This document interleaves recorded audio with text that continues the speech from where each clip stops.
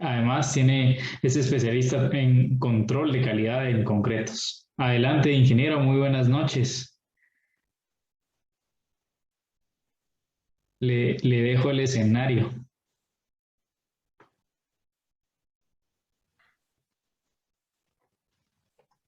Buenas noches a todos, muchas gracias por la invitación. Solo denme un segundito, voy a tratar de compartir mi pantalla.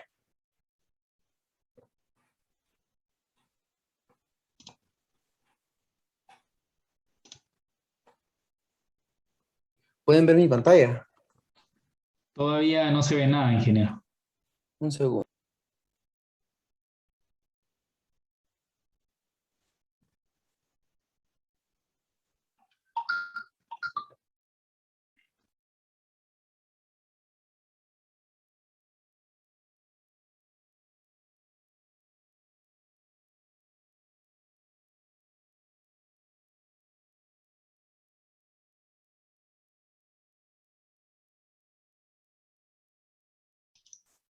Ahí ya la podemos ver, ingeniero.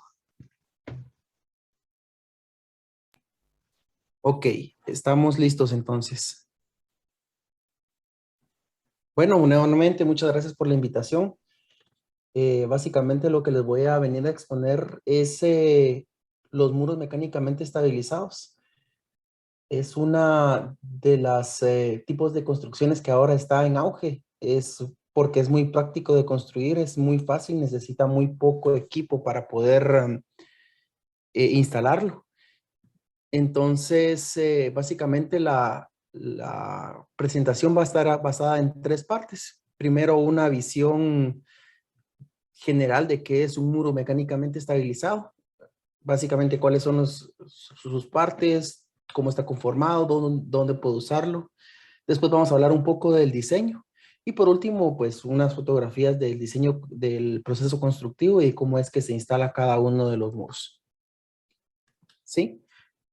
En principio, ¿qué es un muro mecánicamente estabilizado? Pues es un sistema que está formado por varias partes que en conjunto funcionan como un muro de gravedad.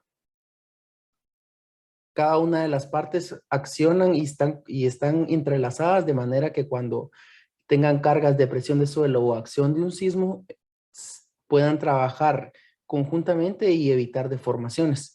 Es por esto que estos muros son utilizados y muy bien utilizados en estribos de puentes y en colindancias con edificios. ¿Sí? Este muro cuenta con varias partes. La primera parte es un bloque que es el encargado de detener la erosión del suelo. Este bloque puede estar hecho de 3000, de concreto 3000 o concreto 4000, dependiendo del diseño. Además, tiene un conector estándar. Este conector va anclado al bloque y el bloque va anclado, bueno, el bloque, el conector va anclado a la malla, que es la que tenemos en esta parte de acá. Anteriormente, bueno, este tipo de mallas es lo que se utiliza actualmente. Anteriormente se podían utilizar algunos tipos de tiras metálicas que tenían algún problema por la corrosión debido a que estaban pues dentro del suelo, pero también se pueden utilizar geotextiles de filtración y incluso he visto algunas tesis que utilizan llantas. La idea es de que tengamos el comportamiento mecánico que va a tener para poder nosotros modelarlo dentro de nuestro diseño y el muro va a funcionar bien. Es completamente flexible y entonces ante deformaciones podemos tener deformaciones de hasta 5 8 centímetros y nunca vamos a tener pues ningún problema. Las mallas que nosotros utilizamos son de polipropileno de alta densidad y esto pues garantiza que no te vamos a tener problemas de fallas en el tiempo. Y por último, la parte más importante del muro pues es el suelo reforzado. Ashto da algunas recomendaciones del tipo de material que tenemos que utilizar. A ustedes lo pueden ver aquí en la pantalla.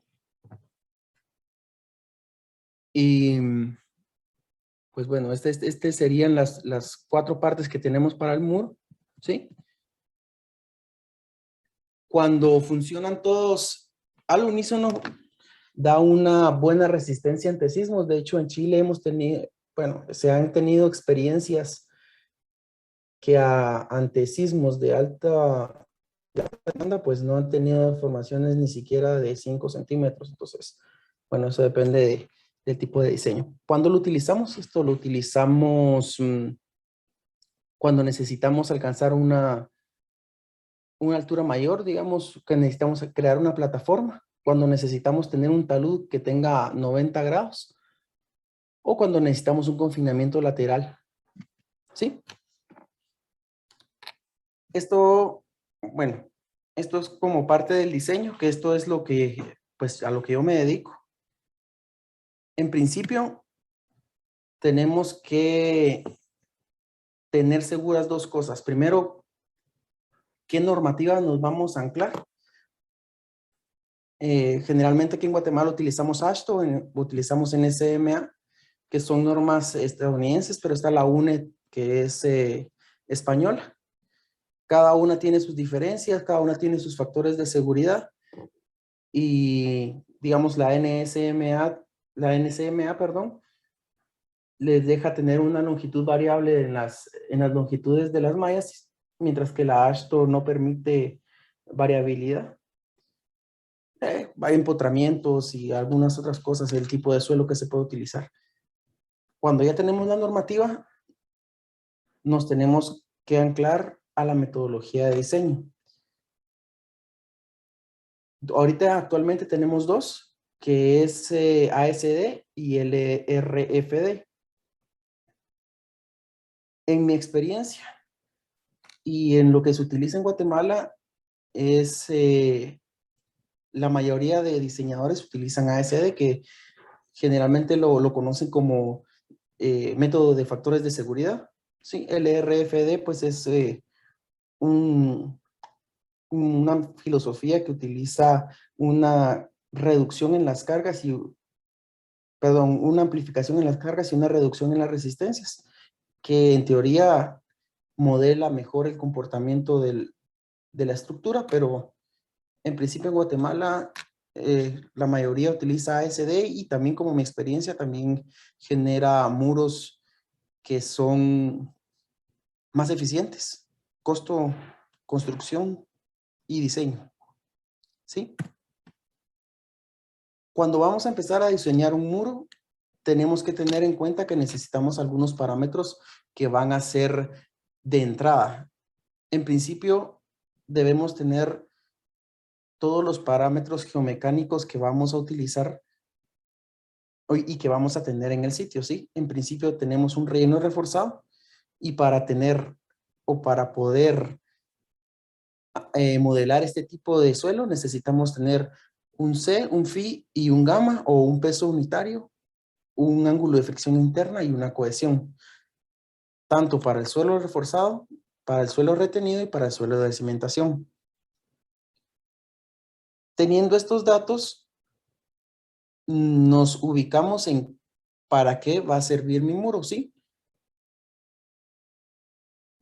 Con esto nosotros podemos ponernos a pensar, bueno, si va a ser un muro que va a sostener una estructura, entonces tenemos que analizar en un estudio de suelos la presión de contacto que va a tener la cimentación para poder modelarla dentro de nuestro modelo. Si vamos a utilizarlo para una carretera, vamos a tener que tener en cuenta que vamos a utilizar una carga viva dependiendo del cliente. Muchas veces piden un HL93, que es lo que se utiliza para carreteras de primer orden, o puede ser un HS20, esto depende del cliente. Aparte vamos a tener que utilizar las cargas de sismo. Generalmente utilizamos mononodo o CAE. Y el otro dato que tenemos que nos tendría que dar el estudio de células, pues si vamos a tener un nivel freático que nos genere una presión hidroestática. Con todos estos parámetros iniciales, nosotros podemos empezar a la siguiente fase del diseño. La siguiente fase del diseño es conocer mi material. Actualmente hay una gran cantidad de casas que pueden hacer tipos de geomallas, de conectores y de bloques. Entonces, nosotros como diseñadores debemos tener en principio bien claro qué tipo de malla es la que estoy utilizando, cómo se va a comportar tanto a mediano y a largo plazo, ¿sí? El recuadro que ustedes pueden ver ahorita en pantalla es una ficha técnica de una malla de 60 kilonewton metro que utilizamos para construir nuestros muros, ¿sí? Y entonces, en principio, tenemos que calcular la fuerza de tensión máxima que nosotros vamos a tener. En esta recuadro, ustedes pueden ver que se mira que tiene una resistencia a tensión a 60 kilonewton metro. Sin embargo, por el tipo de colocación que puede tener, este puede sufrir varios daños. Entonces, vamos a tener que acudir a unos factores de reducción que van a ser los que van a asegurar que esta malla en el tiempo no vaya a fallar. Básicamente son 3 factores de reducción. Esta ficha técnica tiene aquí abajo los factores de reducción. Sin embargo, yo utilizo los factores de reducción que norma FHWA. Son un poco mayores, entonces pues nos da un poco más de seguridad en el diseño. El primer factor de seguridad es el factor de reducción de creep. Ese factor de reducción de creep se utiliza porque al ser un derivado del plástico, en un principio la prueba de resistencia se hace al tensionar la malla y hacer una ruptura y medir la resistencia. Sin embargo, colocada la malla no se comporta de esta forma, ¿sí? En principio podemos tener la malla, pero conforme va pasando el tiempo, va elongándose y va generando un tipo de arrastre. Y este es el factor de reducción que vamos a tomar en cuenta cuando vamos a utilizar el factor de creep, ¿sí? Después vamos a tener un factor de reducción de durabilidad. Este es básicamente por suelos que sean muy ácidos o suelos que tengan algún tipo de desperdicio que pueda dañar a la malla. Y después vamos a tener un factor de reducción de instalación. Y esto es porque el muro es un muro que se instala de manera muy manual. Entonces vamos a tener gente que va a estar compactando, que en algún momento puede tener, la norma no deja tener grava mayor a 3/4 de un espesor de compactación. Sin embargo, muchas veces pasa que pasan rasgando la malla y este es el factor de seguridad que nos va a, a reducir nuestra tensión y que va a poder hacer que nuestra fuerza de diseño sea lo más acertada en el tiempo, ¿sí? Entonces, al final vamos a tener una fuerza de tensión de diseño que va a ser la fuerza de tensión última que tenemos en nuestra cartilla, dividido todos nuestros factores de reducción. Este factor de tensión lo vamos a comparar más adelante con los chequeos. Aquí vamos a utilizar 3 tipos de chequeos. En principio vamos a checar el muro por una estabilidad interna, después por una estabilidad externa y de último por una estabilidad global, ¿sí? La estabilidad interna básicamente es garantizar que cada uno de mi malla, que cada uno de mi conector, que cada uno de mis facings no vayan a fallar debido a las cargas que tenemos en el muro, ¿sí?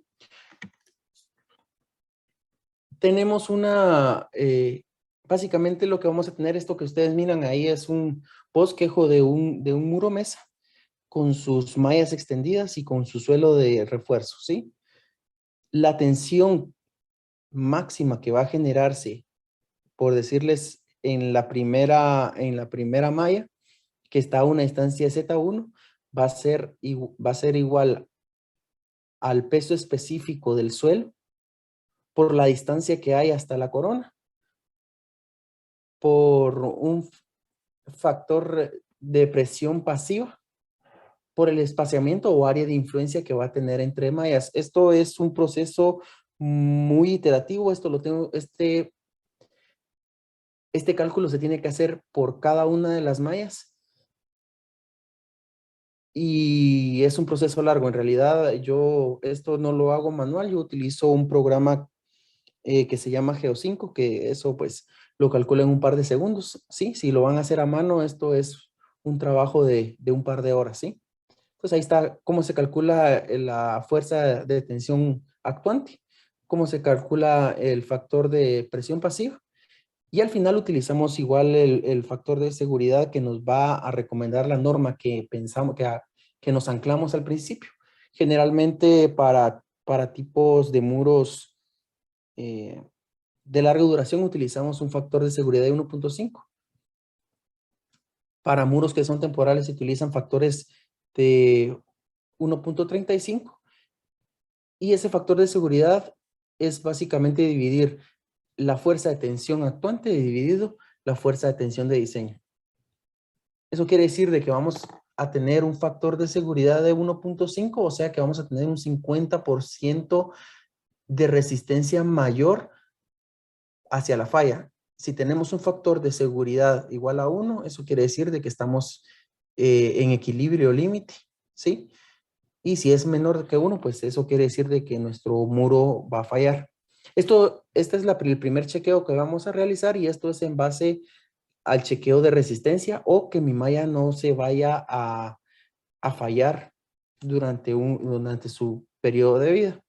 El siguiente chequeo que se utiliza para controlar cómo se va a comportar este muro, pues es el de extracción.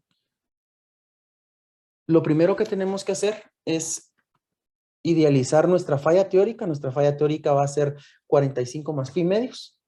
Y entonces algo importante o algo interesante pasa sobre esta línea. Sobre esta línea, ¿sí? Aquí vamos a tener una longitud de empotramiento y aquí vamos a tener una longitud libre. En esta línea de falla, todo lo que está al lado izquierdo va a tender a irse hacia el lado izquierdo. Y lo único que tenemos para poder contrarrestar ese movimiento es una longitud de empotramiento, ¿sí? Entonces, básicamente este chequeo es checar que esta longitud de empotramiento sea lo suficiente para poder contener esta cuña de falla. Al igual, esto también es un proceso iterativo bastante largo y si ustedes tienen cualquier otro software para análisis, pues se hacen un par de minutos. Es algo muy rápido, ¿sí? Entonces, la longitud de empotramiento se calcula con el 1.5 veces la fuerza de tensión máxima que calculamos en el chequeo anterior por un factor que depende del tipo de malla que estemos utilizando. Para las HDPE, que es la que utilizamos, es 2, pero dependiendo del tipo de malla que ustedes vayan a utilizar, puede ir cambiando por el tangente del ángulo de la fricción, por el ángulo de fricción interna, ¿sí? Por un coeficiente de interacción suelo-malla. Este coeficiente debería de hacerse pruebas, realmente no se hacen, pero es realmente importante porque en base a esto es un buen porcentaje de que nuestro diseño sea realmente eficiente y no estemos sobredimensionando las longitudes y los espaciamientos que tenemos, ¿sí?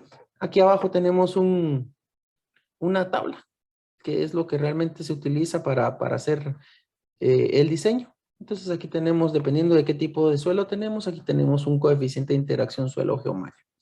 ¿Sí? Después también multiplicado por el peso unitario y por la distancia que hay de la malla hacia la corona. Al final vamos a tener que la longitud total que vamos a necesitar para que nuestro muro no vaya a fallar por una falla interna va a ser la suma de la longitud de empotramiento más la longitud libre. Bueno, FHWA recomienda nunca estar abajo del 0.6 pues la longitud de las mallas nunca estar abajo a 0.6 de la altura.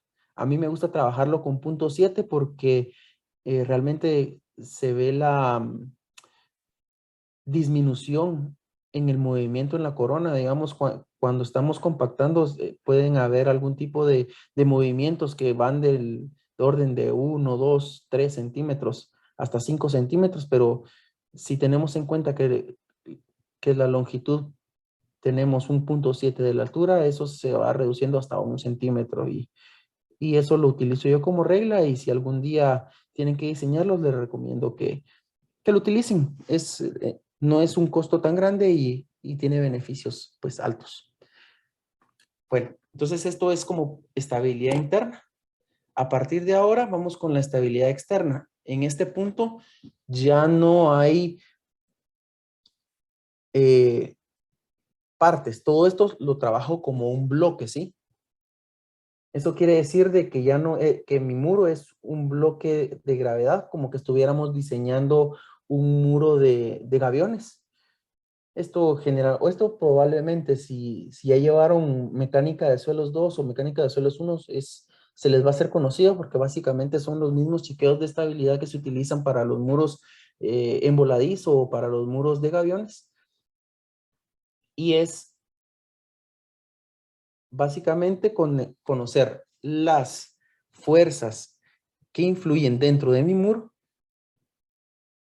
y, y, y analizarlas. Realmente aquí lo que vamos a tener, este es un análisis bien sencillo, donde tenemos una carga uniformemente distribuida, que este es su diagrama de presiones, que Ashton me deja tener este tipo de diagrama de presiones para una carga uniformemente distribuida, y este de acá es la presión de suelo, ¿sí? Entonces lo que vamos a tener aquí es una fuerza puntual equivalente al 1/3 de la altura de mi muro. Ahí es donde va a actuar la presión de suelo. Y esta carga uniformemente distribuida también la vamos a convertir a una carga puntual a 0.6 a 0.6 H, que es donde va a ser aplicada la fuerza. Son las dos fuerzas que van a tratar de deslizar mi muro, y la única fuerza que yo tengo para poder contrarrestar eso es el peso. ¿Sí? Entonces aquí vamos a, como ustedes miran en esta fórmula, básicamente que es la fuerza resistente, que es el peso por la tangente de phi, dividido la fuerza actuante, que va a ser la fuerza de la presión del suelo, más la fuerza de la fuerza equivalente, ¿sí? Si esto es mayor a 1.5, igual pensando que estamos utilizando ASHTO o FHWA, entonces tenemos un muro que es aceptable y entonces podemos trabajarlo. Si no, si es menor a 1.5, entonces empezamos a trabajar para la estabilidad externa, podemos pensar en aumentar el peso y con eso podemos contrarrestar el deslizamiento actuante o podemos empontar un poco el muro. ¿Sí? Después viene la estabilidad externa, perdón, el vuelco. Y esto al igual, esto es una suma, esto es física, creo que básica. Hacemos una sumatoria de momentos en el pie. Igual, el momento resistente, que va a ser el peso, va a ser el peso por el brazo que vamos a tener hacia nuestro punto de referencia.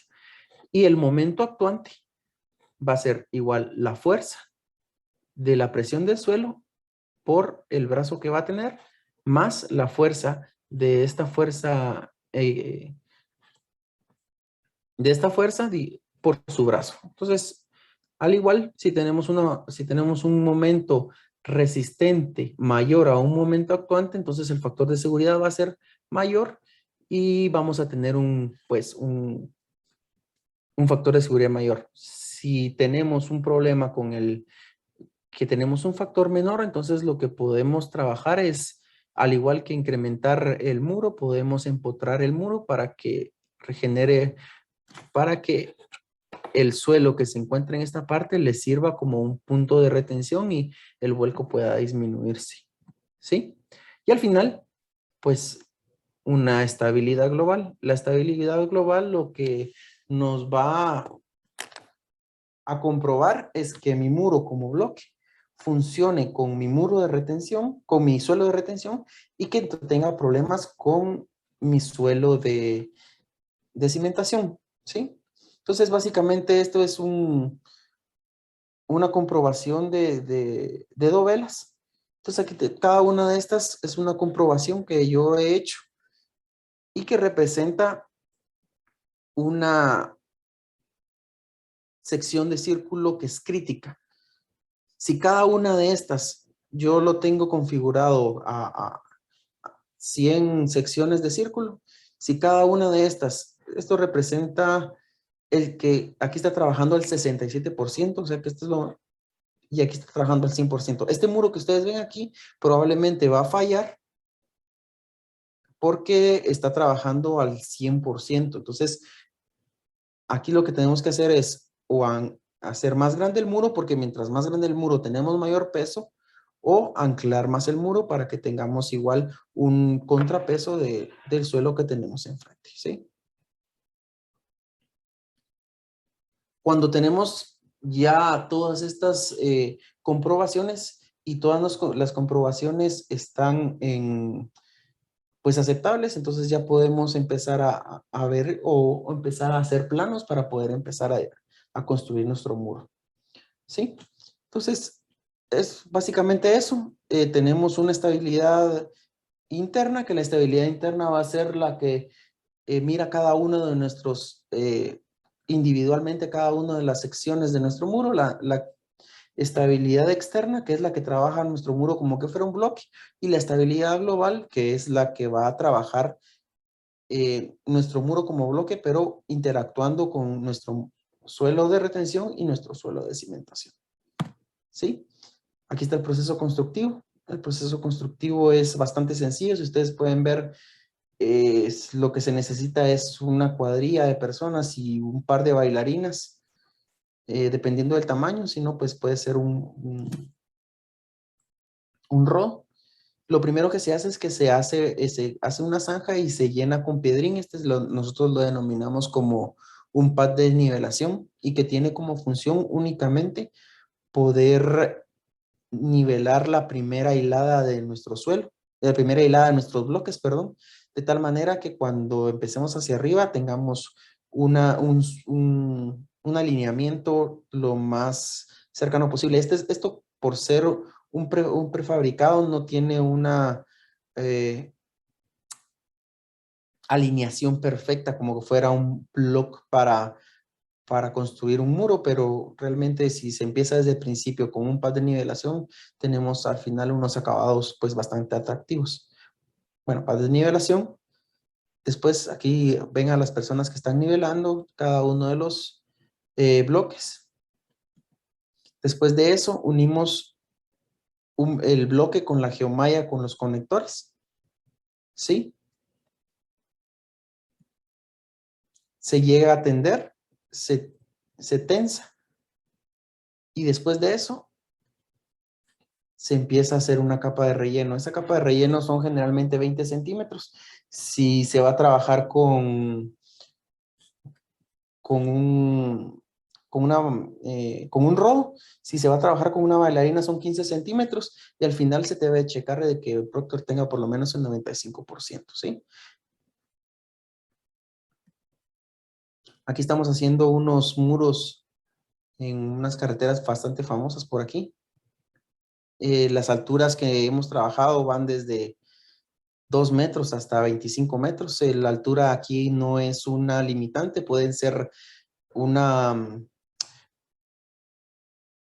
aparte de que no es una limitante, también tenemos un tipo de forma. Si ustedes ven a la par, tenemos un muro que es un semicírculo. Y entonces pueden hacer hasta a nivel arquitectónico, pues bastante apreciables para la vista, ¿sí? Aquí lo estamos utilizando como estribos para puentes.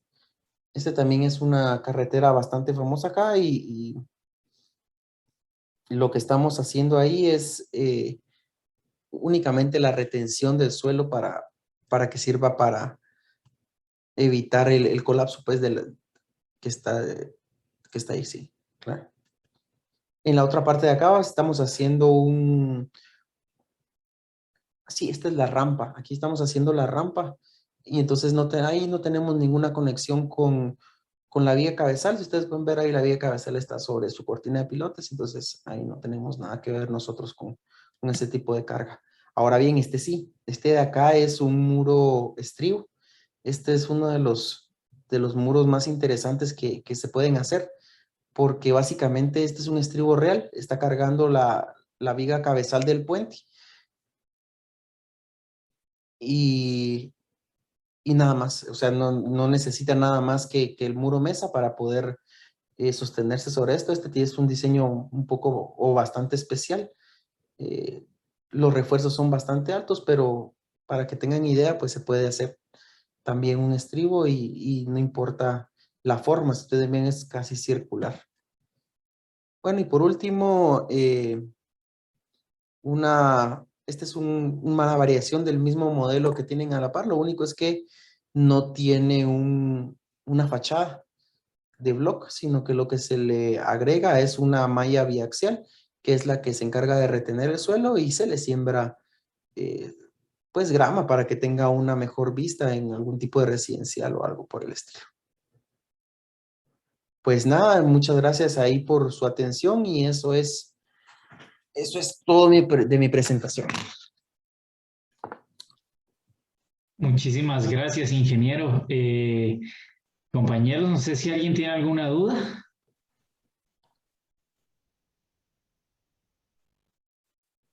Que nos la pueda hacer saber, ya sea en la sección de preguntas y respuestas o en chat.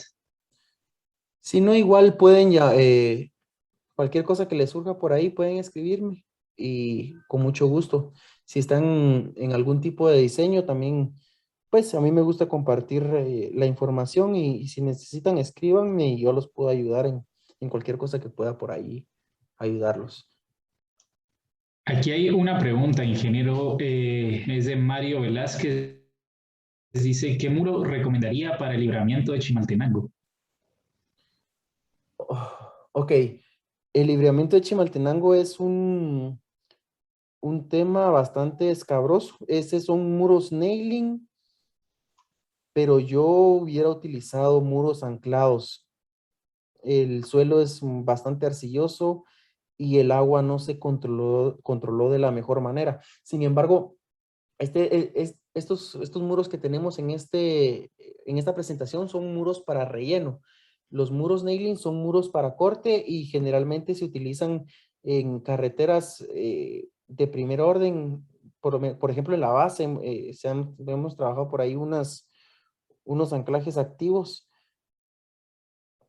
Bueno, solo para acotar, hubiera utilizado muros nailing y hubiera utilizado anclajes activos, aunque hubiera podido también utilizar una tendiendo mejor el suelo, hacer un trabajo mejor del manejo de aguas y creo que también hubiera podido funcionar. Bien, muchas gracias, ingeniero. También nos preguntan acerca de los software para Ah, análisis de muros mecánicamente estables. perdón. Ok, yo utilizo Geo5 y utilizo em, GeoStudio, pero realmente tenemos una gran variedad de software. Como les decía, las mallas que se utilizan, cada casa comercial que tiene una malla tiene un software. Por ejemplo, Pavco es el software que utiliza esta gente de MaxiChem. Creo que acaban de cambiar de nombre. Tensar también tiene su software que es propietario. Pero para empezar, si van a empezar a diseñar, yo les recomendaría que empezaran con Geo5. Geo5 es muy amigable, tiene una versión estudiante que que no tiene limitaciones. Lo único es no pueden imprimir la memoria de cálculo, pero o sea, tiene todas sus funciones y también pueden utilizar la de Mexichem, que es la de Papco, que también es bastante útil y es gratis y pueden pues empezar a ver cómo se puede, pues esto es de analizar y probar. Muchas gracias, ingeniero. Nos pregunta acerca de la cubierta de césped y si se puede modificar, es decir, si se puede utilizar otro tipo de vegetación para que no afecte la estructura del muro. Correcto, este es, nosotros lo llamamos muro sierra, este tiene la diferencia que pues no tiene un muro de bloque. Lo que detiene la erosión es de la vegetación. Entonces, regresando a la pregunta, sí se puede usar cualquier vegetación.